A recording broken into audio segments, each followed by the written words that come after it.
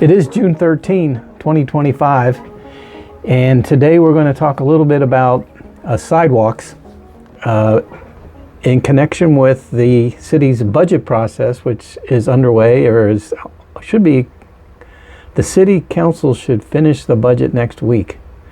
They have to have a budget enacted by June 30. So their target right now is to, I think, vote on it next week. But anyway, they just went through at least part of their leverage support process, which I have been harping on for many months now. You can go back into the archives of the Citizen Watchdog podcast and see an episode on clientelism that gets into the issue a little bit from a kind of a political perspective.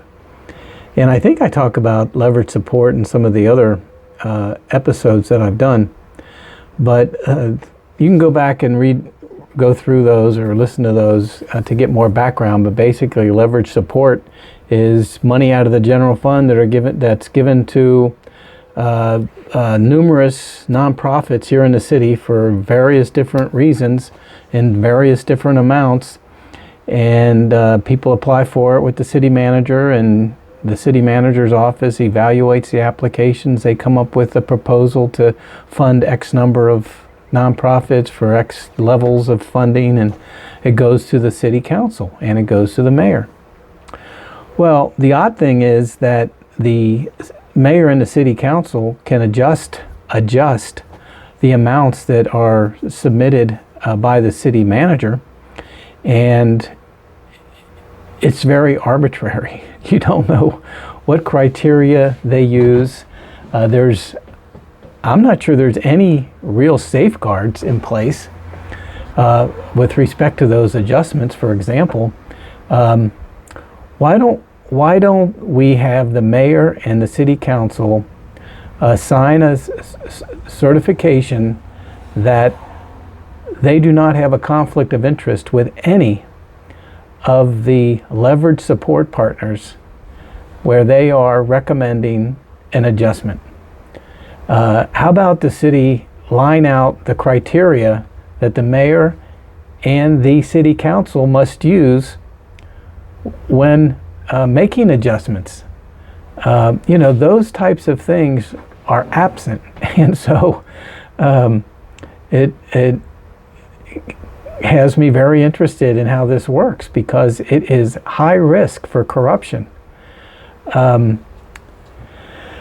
So anyway, the reason I was focused on sidewalks, or that I am focused on sidewalks, is because the vice mayor and councilwoman or council member, whichever is politically correct, Albi, they submitted a proposal for a new pilot program called the Sidewalk Repair Pilot Program. And they want to appropriate $100,000 for this program. Now, this is different than the Sidewalk Repair Program, or the Safe Sidewalk Program, I should say, which already exists.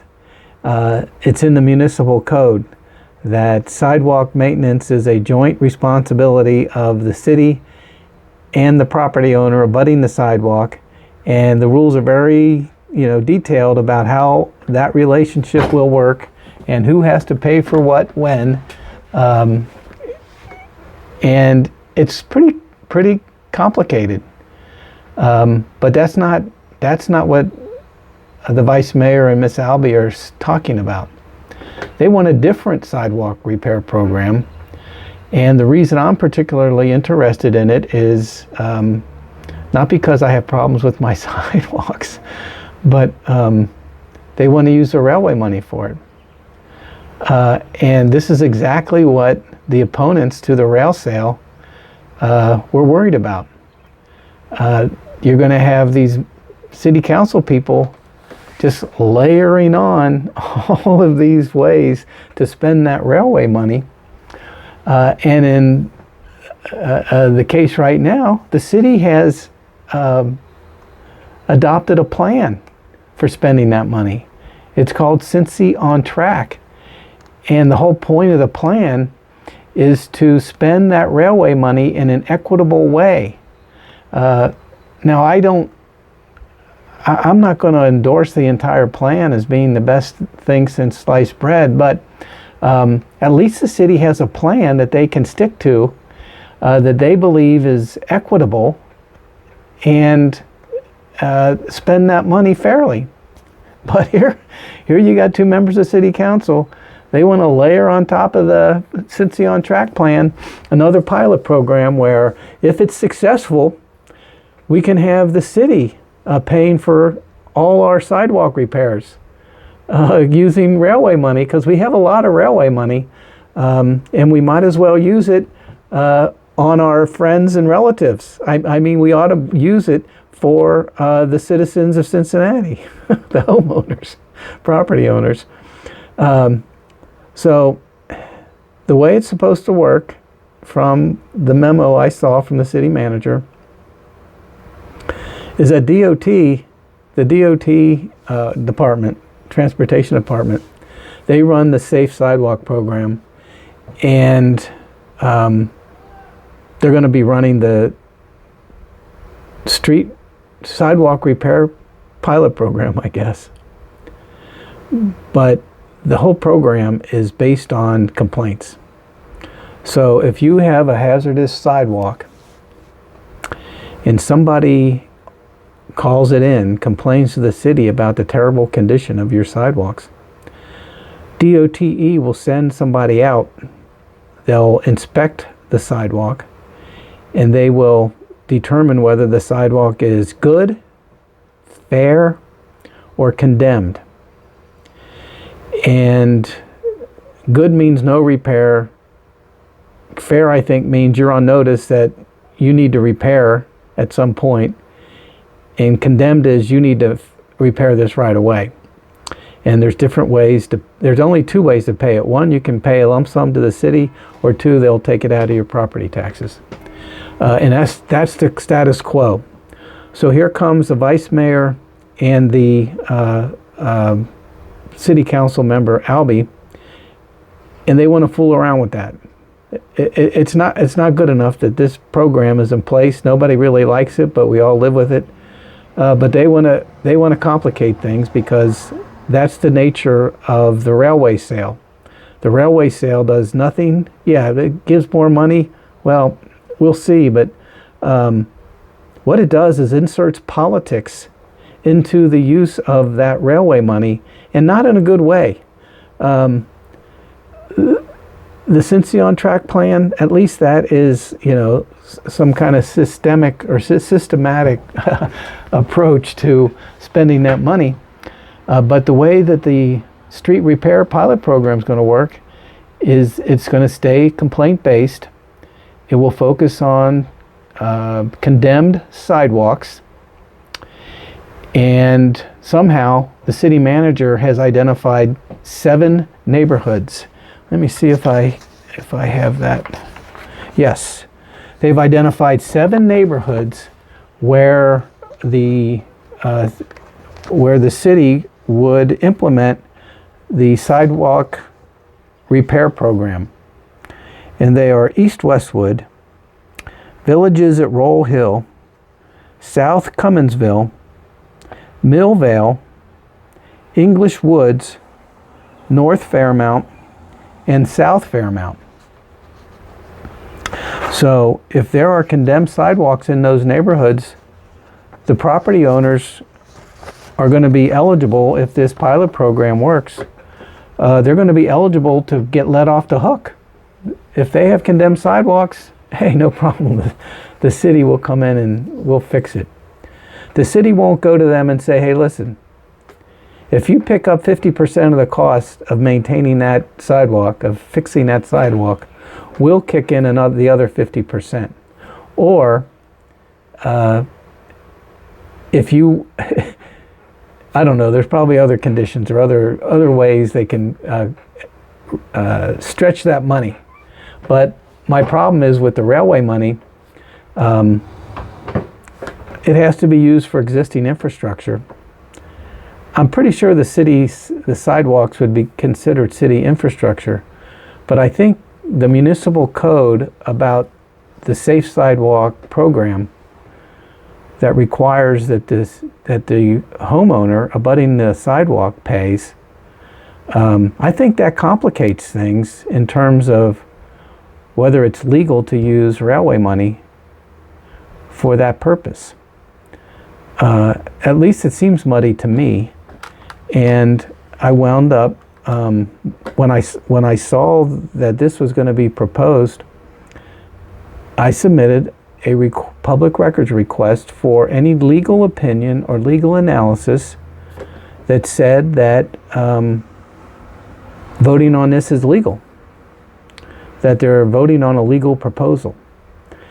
And after I made that, I did go down to this city hall to the committee meeting and told, I took my 2 minutes and I told the council or the committee that I had submitted this request for a legal opinion and said that you got to be sure that this thing is legal. So, and Albi jumps up out of her chair and she's got this memo, she's waving it around, basically saying that they've already done that. Basically. And Vice Mayor Kearney's staff came by where I was sitting, went back to his office, and he gave me a copy of the memo that Anna Albi was waving around. And I looked at it, and it's, well, the first clue is that it's not signed by a lawyer. That's the first clue. It's signed by the city manager.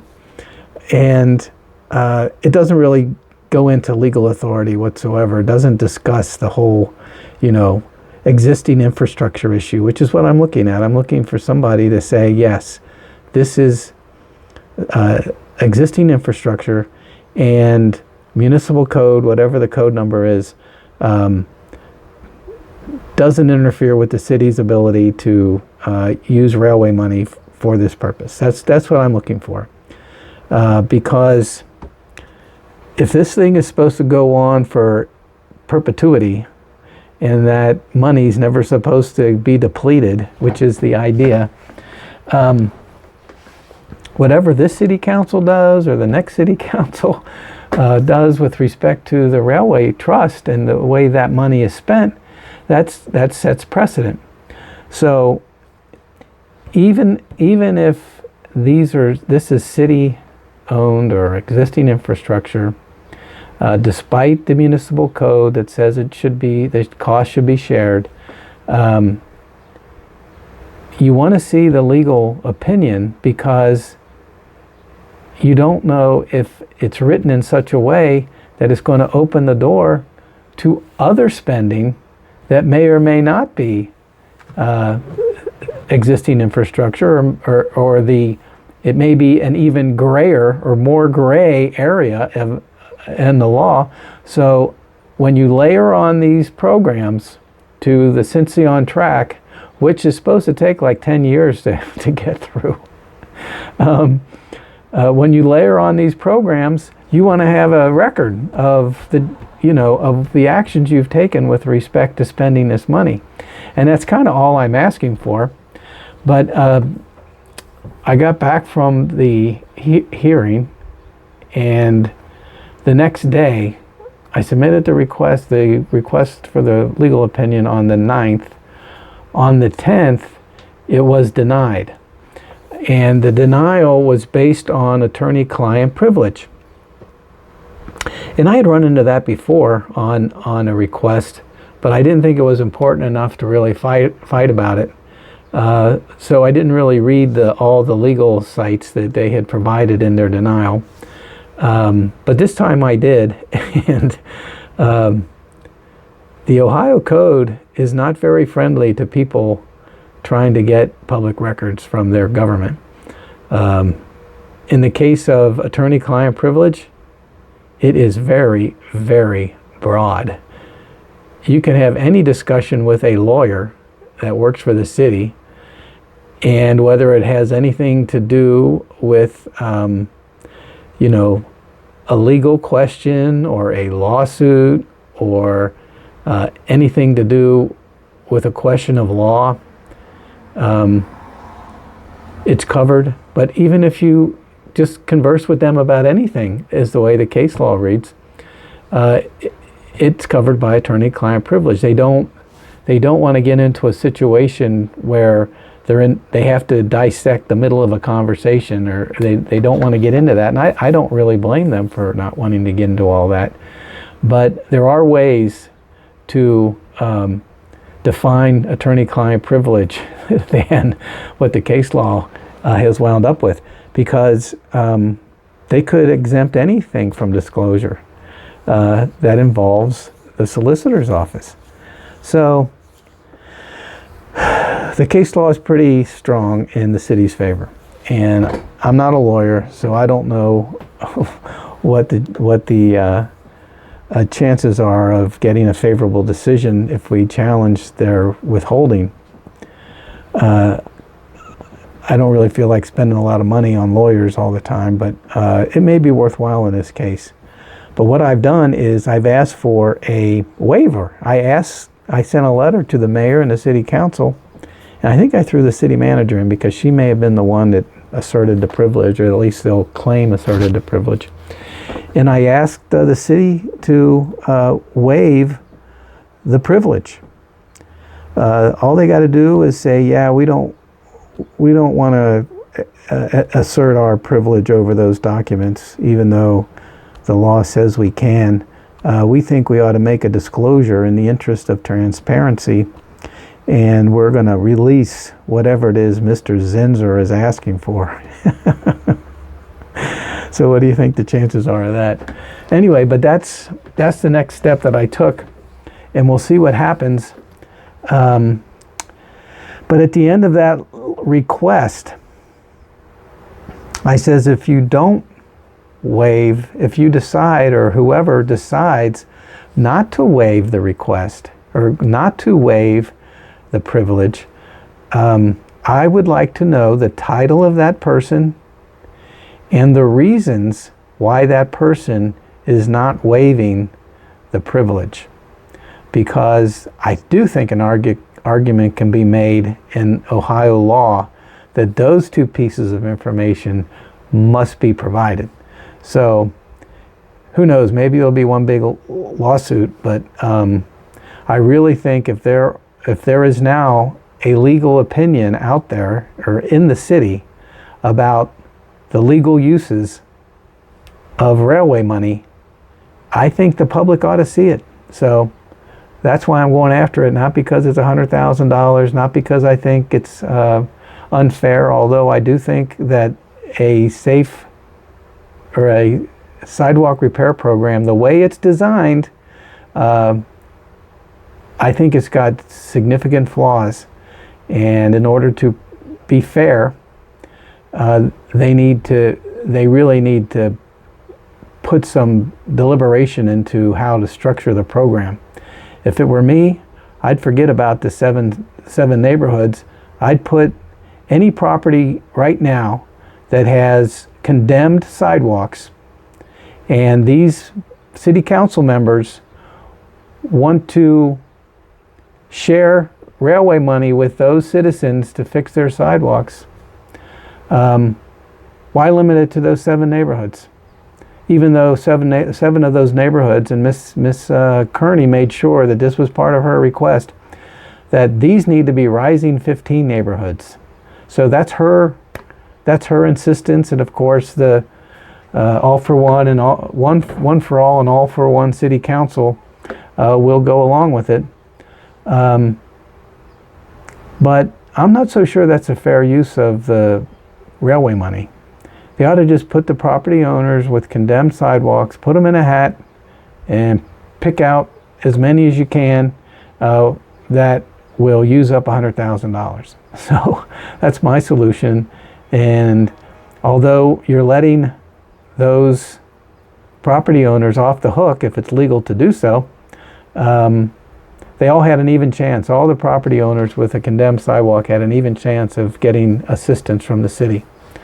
I don't even know if that kind of process is legal or not, but it seems way more fair than the way that they're trying to do it now, or that the way they will try to do it if that program is approved. And I'm going to go back down. I'm going to speak out against it. So I think it's a bad program. All right. Until next time.